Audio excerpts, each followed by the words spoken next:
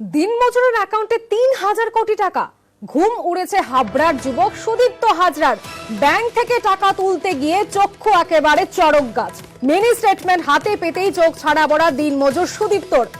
দিনমজুরের অ্যাকাউন্টে ৩,০০০ কোটি টাকা, যে খবর পাওয়া যাচ্ছে একেবারে ঘুম উড়েছে হাবড়ার যুবক সুদীপ্ত হাজরার। ব্যাংক থেকে তিনি প্রথম টাকা তুলতে যান এবং সেখানে গিয়েই তার চক্ষু চড়ক গাছ। মিনি স্টেটমেন্ট হাতে পেয়েই দেখেন ৩,০০০ কোটি টাকা তার অ্যাকাউন্টে।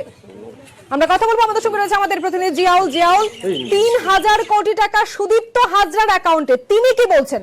একদম দেখো, সে কিন্তু তার কিন্তু যখনই মিনি স্টেটমেন্ট তুলেছেন তখনই কিন্তু তার একেবারে চোখ ছানাবানা হয়ে গেছে। তার কারণ তার ব্যাংকে মাত্র ৯,০০০ টাকা ছিল, কিন্তু টাকা তুলতে গিয়ে দেখে যে কোটি কোটি টাকা। এত টাকা কি করে তার অ্যাকাউন্টে আসলো, এই নিয়ে কিন্তু প্রথমে ব্যাংক কর্তৃপক্ষের সঙ্গে কথা বলতে যায়। ব্যাংক কর্তৃপক্ষ কোনো কথা বলেনি।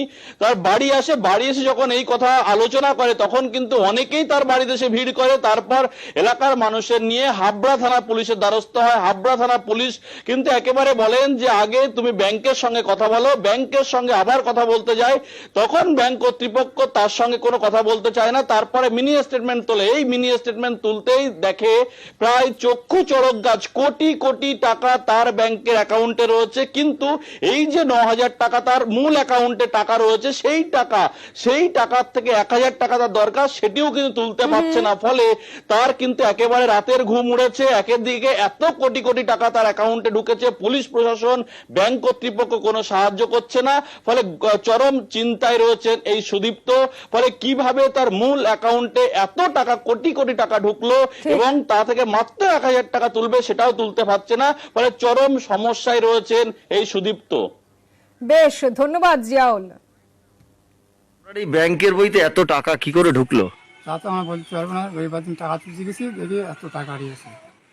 কত টাকা হিসেব করতে পেরেছেন? না, কোন মনে হচ্ছে কত?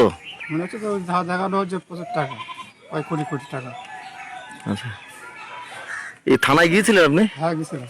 কি বললো? থানায় রাত্রিবেলা গেছিলাম, তারপরের দিন বললো যে সকাল 10টার পরে আসছি। বই আপডেট করুন। কি কি বলে স্যার? বলেছিল বই আপডেট করে নিয়ে আসছি, তো বই আপডেট হয়েছে এখনো? এখনো হয়নি। এত টাকা রয়েছে কিভাবে জানতে পারলেন? টাকা তুলতে গিয়ে জানতে পারলাম যে এত টাকা রয়েছে। অনলাইনে বোমার ব্যবসা, মোবাইলে ছবি দেখিয়ে বোমার অর্ডার। কাটোয়ার মুলটি গ্রামে অভিনব পদ্ধতিতে বোমা বিক্রির খবর মিলছে।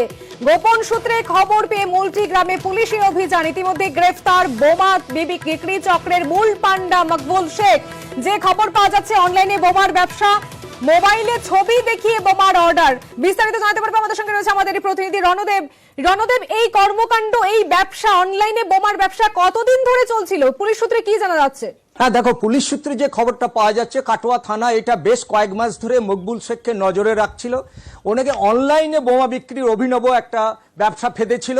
প্রথমে বোমা তৈরি করতো এবং সেই বোমা তৈরির ছবি অনলাইনে ওটাকে পাঠানো হতো গ্রাহকদের কাছে, এবং গ্রাহকরা যেরকম বরাত দিত সেই রকমই সে সরবরাহ করতো এবং সেটা হোম ডেলিভারির মতনই তার বাড়িতে পৌঁছে যেত। এই খবর কাটোয়া থানার কাছে যখন আসে, কাটোয়া থানা মকবুলের উপর বিশেষ নজরদারি চালায়।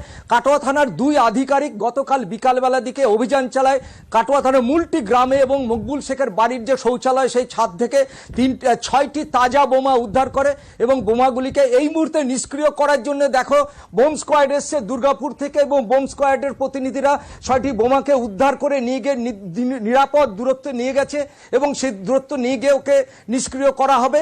এবং গ্রামে একটা চাঞ্চল্য ছড়িয়েছে। শুধু প্রতিবেশীরা বলছে মকবুল কিন্তু এই এলাকার বাসিন্দা না, পার্শ্ববর্তী মন্তেশ্বর থানা তেঁতুলিয়া গ্রামের বাসিন্দা। ওর বাড়িতে কিন্তু সন্ধ্যের পর থেকে লোক যাতায়াত করত। এলাকায় একটা অভিযোগ পাওয়া যাচ্ছে ও নাকি গাঁজাও বিক্রি করত। মকবুলের পরিবারের দাবি তারা তেঁতুলিয়া গ্রামে রাজনৈতিক সংঘর্ষের বলি হয়ে এইখানে এসে আস্তানা নিয়েছিল। এখানে এসেও তাদের শান্তি নাই, এখানে এসেও কেউ তাদের সঙ্গে দুশ্মনী করে ছাদে বোমা রেখে দিয়ে গিয়েছে। গোটা বিষয়টা তদন্তের জন্য কাটোয়া থানার পুলিশ মকবুলকে গ্রেপ্তার করে কাটোয়া মহকুমা আদালতে পেশ করেছে, নিজেদের হেফাজতে চেয়েছে।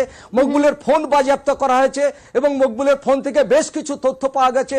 যে তথ্যে পাওয়া যাচ্ছে যে ও কোথায় কোথায় বোমা বিক্রি করেছে আর এই বোমাগুলো কোথায় বানানো হতো, পার্শ্ববর্তী কোন এলাকায় বানানো হতো কিনা, সেগুলো কিন্তু খতিয়ে দেখা হচ্ছে। বন্ধুশিকা, বেশ, ধন্যবাদ রণদেব। আমার ভাগ্নেটা একটা পাটকাঠি বাড়িতে গিয়েছে, ওখান থেকে তুলে পাটকাঠি বাড়িতে গিয়ে বলছে মামা কি দেখো আছে পায়খানা ছাদে, ছবি করে দেখিয়েছে। তখন দেখছি আমার ভাসুটা বলেছে যে যা আছে তো হাত দেই না। নাহলে আমাদের বাচ্চাগুলি মরে গেছিল। কিন্তু বোম বিক্রি করে কি করে না সেটাও কিন্তু আমরা চোখেও দেখি না। লোকজন আসতো? আজকে লোকজন আছে, ওদের কুটুমজন আছে, যায়। এবার কে আনছে কি আনছে এবার কি করে বুঝবো? ওদের বাড়ি কি আমরা তো যাই না, বুঝবো। ব্যাগ নিয়ে লোক ঢুকতো? আসছে ব্যাগ নিয়ে। এবার কুটুমজন হলে তো ব্যাগজন নিয়ে তো আসবি। কাপড় চোপড়ের ভেতরে এখন যদি কিছু আনা থাকে সেটা কি করে বুঝবো?